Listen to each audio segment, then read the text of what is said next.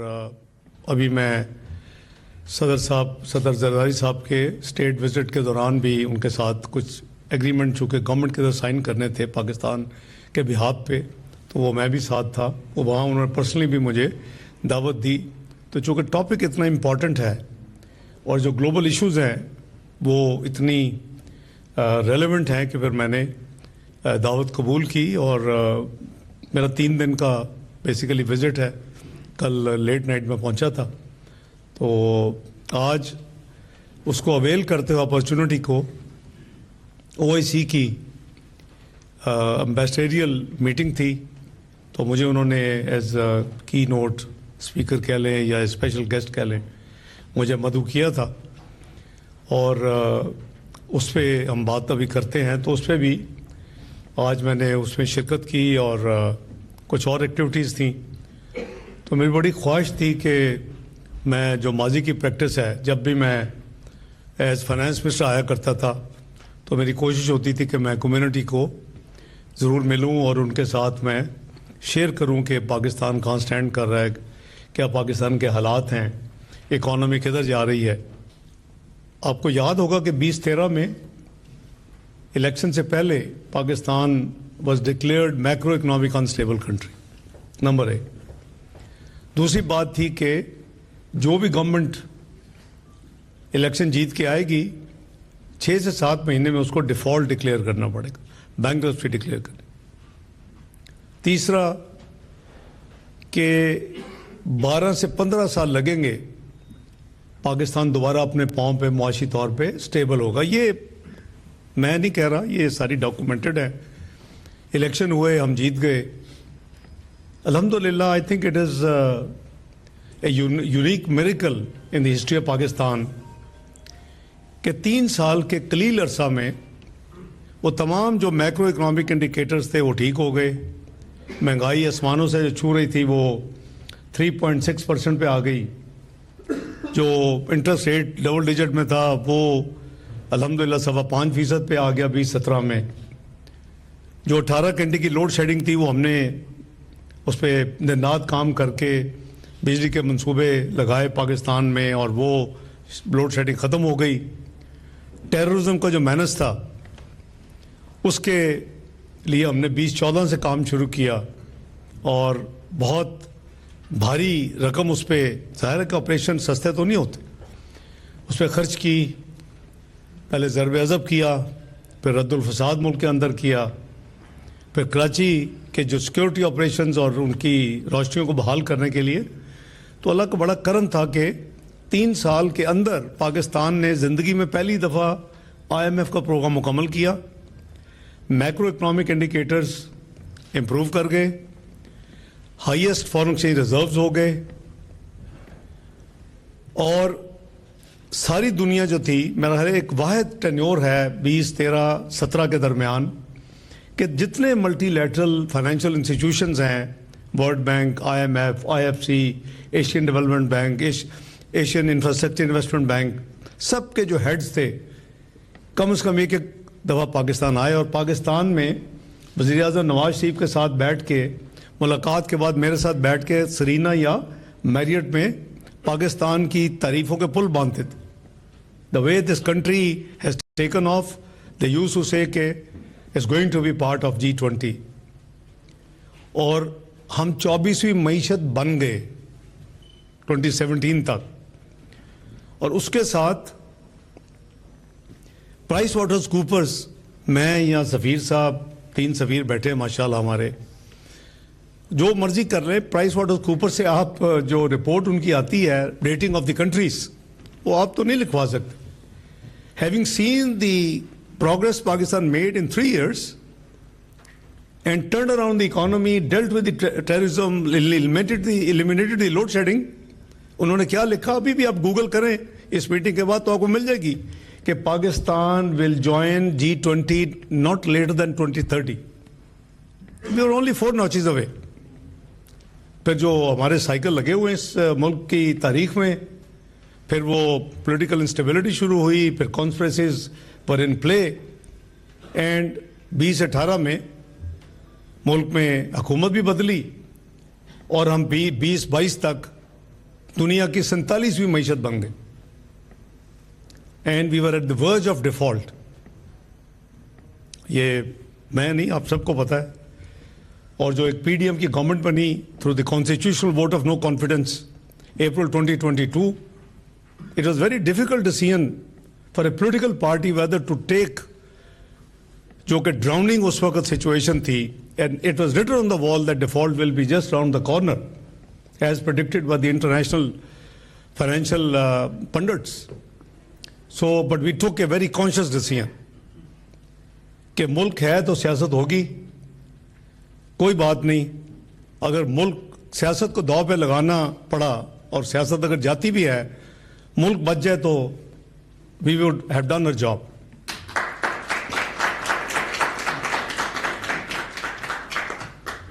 जो 16 महीने की पीडीएम की गवर्नमेंट थी, उसमें जो लेटर 12 महीने थे, 11 महीने, वो मैं चौथी दफ़ा पाकिस्तान का फाइनेंस मिनिस्टर बना।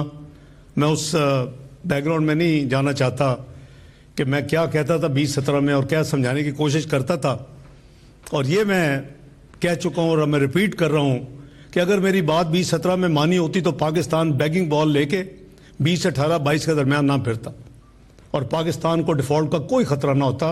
We would have taken off as we started already.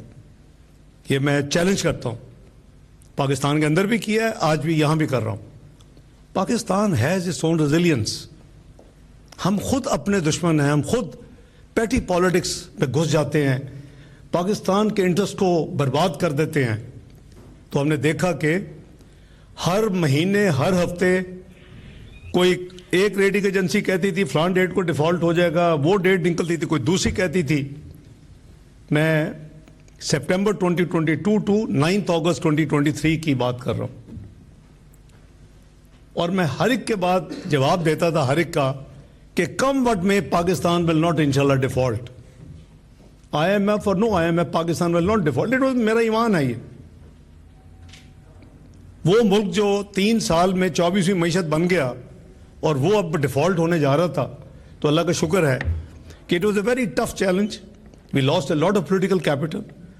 There is no electricity switch on and switch off कि आप इकोनॉमी को ऑन कर दें और ऑफ कर दें। It takes time, it is a cycles. लेकिन डिफॉल्ट से पाकिस्तान को बचाया और 9 अगस्त को फिर ऑब्वियसली आपको पता है कि केयरटेकर गवर्नमेंट आई और जो मईशत का हाल था वो आपके सामने है। 38% महंगाई पे पहुंच गया मुल्क, 22% पॉलिसी रेट। कौन सा बिजनेस, कई बिजनेस आप में बैठे होंगे, 22% प्लस 2-3% बैंकों का स्प्रेड, वो तो बेस रेट है ना, जैसे लाइबर या काइबर कहते हैं। तो उसके ऊपर तो आपको वो बैंक नहीं बिजनेस या इंडस्ट्री को फाइनेंस करते, 2-3% उनका अपना स्प्रेड होता है। तो 24-25% पे कौन सा बिजनेस चल सकता है? और जिनके पास पैसे थे उन्होंने कहा जी बैंक में पैसे रखे 22% कमाएं, क्या फ़ायदा काम करने का। तो पाकिस्तान बहुत सीरियसली इस प्रोसेस में हर्ट हो चुका था, हो चुका है। लेकिन अल्हम्दुलिल्लाह again we got a chance last year in फरवरी।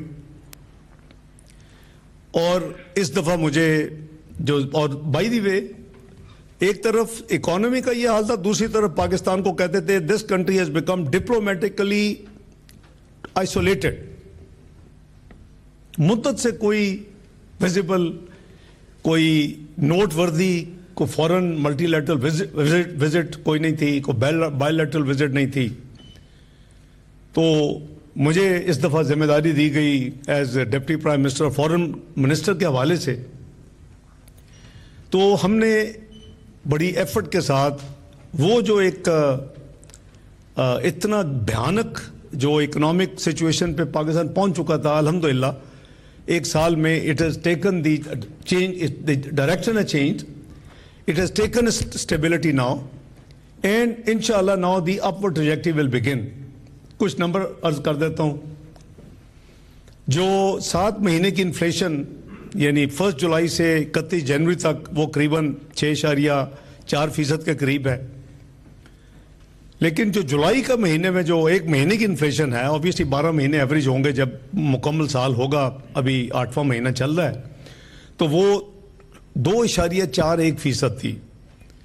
जो पॉलिसी रेट 22% से कम होकर 12% पे आ चुका है, रेमिटेंसेस इंक्रीज हो चुकी हैं, एक्सपोर्ट्स में ग्रोथ है, तो अल्हम्दुलिल्लाह now the international financial institution Pakistan को दोबारा पॉजिटिव कॉम्प्लीमेंट्स दे रही हैं। और कोई इजी जॉब नहीं होती इतने बड़े घड़े में गिर के फिर निकलना और फिर उसको टेक ऑफ करना। जो दूसरी हमें अनफॉर्चुनेट दोबारा लेगेसी में मिली है वो टेररिज्म है। ये मुझे याद है 2014 में बजट पास हो चुका था, नेशनल सिक्योरिटी कमेटी की मीटिंग हुई, मुझे बुलाया गया एज फाइनेंस मिनिस्टर, मैं मेंबर उसका बतौर रुकन।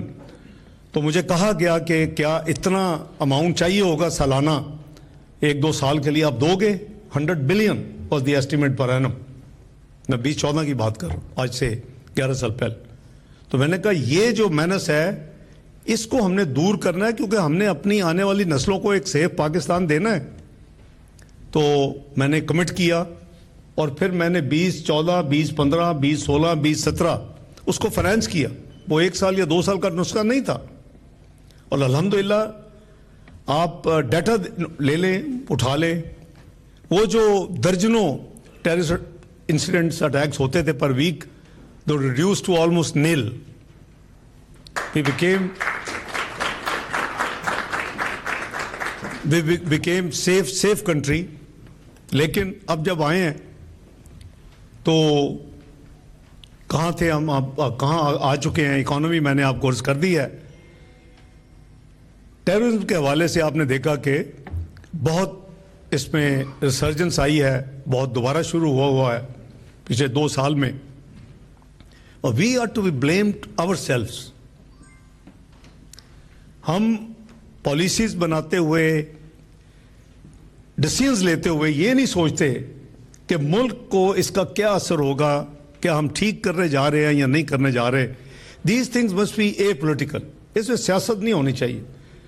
आई वुड हैव कॉम्प्लीमेंटेड आने वाली हुकूमत को अगर वो 24वीं मईशत पे हमने छोड़ा था, मैंने और मियां नवाज शरीफ साहब ने, अगर वो 22वीं हो जाती, 21वीं हो जाती, G20 में करीब जाने में हो जाती, लेकिन 47वीं मईशत पे तो मैं कॉम्प्लीमेंट नहीं कर सकता।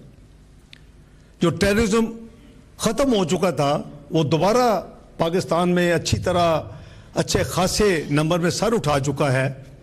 और आप देखते होंगे टाइम एंड अगेन हर वीक कई जनाजे मैं फौजी शहीदों के पढ़ता हूँ।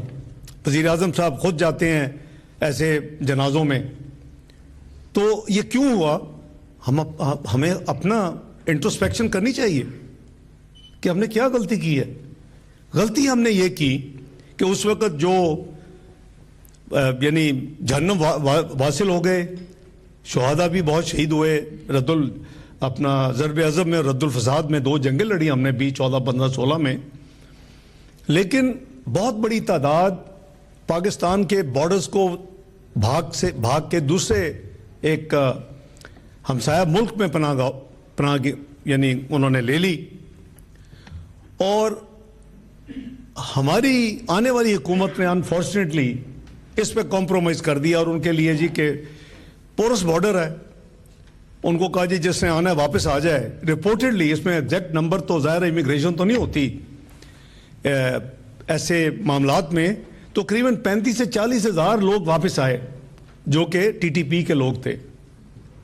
और ओवर 100 हार्डन क्रिमिनल्स को हमने छोड़ दिया जेलों में, जो कई लोगों के कातिल थे। ये हमने मिस्टेक की एज ए कंट्री। देखे, मैं सियासत नहीं कर रहा, हमें सोचना चाहिए कि हमने हमारे क्या एक्शन है, उसका कॉन्सिक्वेंस क्या है, ताकि हम आइंदा रिपीट ना करें। नो मैटर के किसकी, देखें ये nobody has monopoly to govern. आपने देखा कि कई दफ़ा अल्लाह ने पिछले 35 साल में जिम्मेदारी दी, कई दफ़ा किसी और को मिल गई। So what, the goal should be Pakistan and Pakistan only then we can be a nation which will have the place in the comity of nations which it deserves. मेरा ईमान बहुत मजबूत है. This country has resilience. आपने देखा कि कितनी जल्दी, यानी 1 साल हुआ है, वो 22% से 12% पे इंटरेस्ट रेट आ चुका है। वो 38% की इन्फ्लेशन आज 7 महीने की 6% के करीब है और जनवरी में 2.4 है। इसी तरह रही तो ये 4-5 में आ जाएगी पूरे साल की। लेकिन हमें आगे जाने के लिए एक बड़ी क्लैरिटी के साथ तमाम पॉलिटिकल पार्टीज को without any ifs and buts मुल्क की खातर इसको आगे लेके जाने की पूरी कोशिश करनी चाहिए। बाकी जो जिसको मैंडेट मिलेगा, जिसकी किस्मत में होगा, वो उसको मिल जाएगी, अपनी गवर्नेंस मिल जाएगी, हुकूमत मिल जाएगी। लेकिन कम से कम हम बेवकूफ़ों वाली गलतियां ना करें।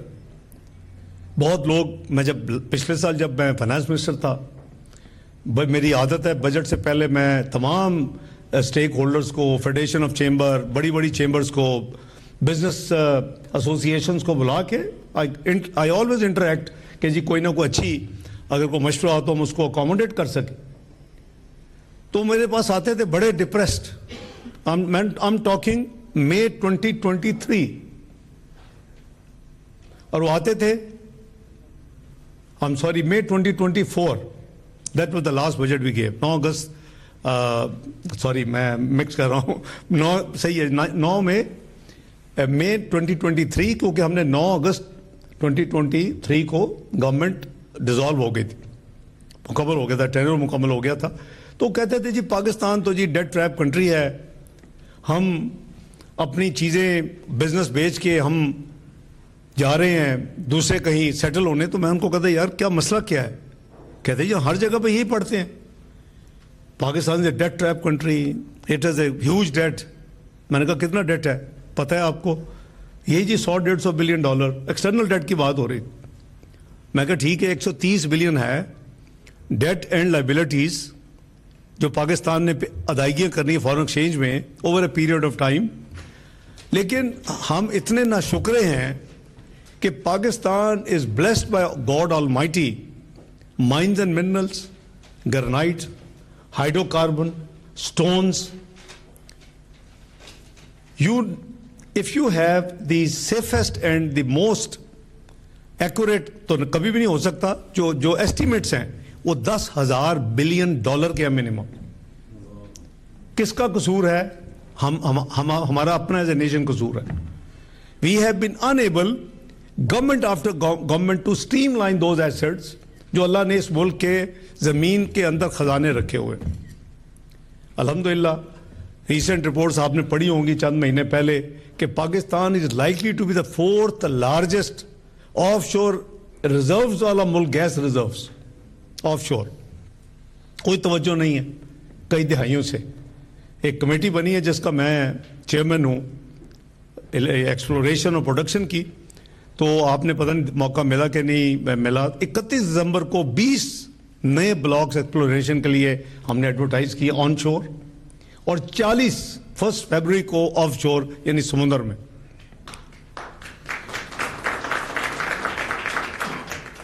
तो अल्लाह ने चाहा इंशाअल्लाह पाकिस्तान, मेरा ईमान है, will take off. Pakistan will become इंशाअल्लाह part of G20 one day.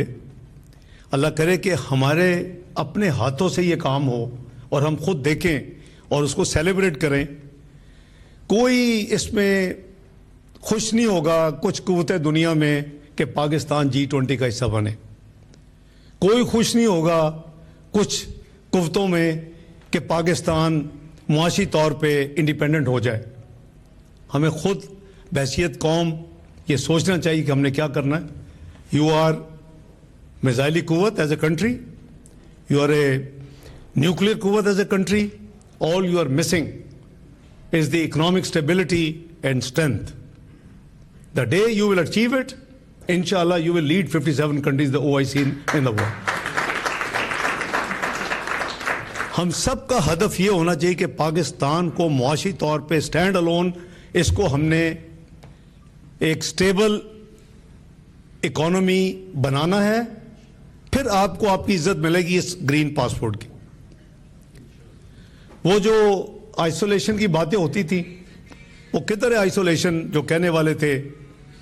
27 साल के बाद आपने देखा कि शंघाई कॉरपोरेशन SCO ऑर्गेनाइजेशन का इजलास इतना बड़ा 27 साल के बाद अल्हम्दुलिल्लाह अक्टूबर में पाकिस्तान में हुआ, और उसमें 9 प्राइम मिनिस्टर जो मेंबर कंट्रीज के हैं और 2 फॉरेन मिनिस्टर्स आए।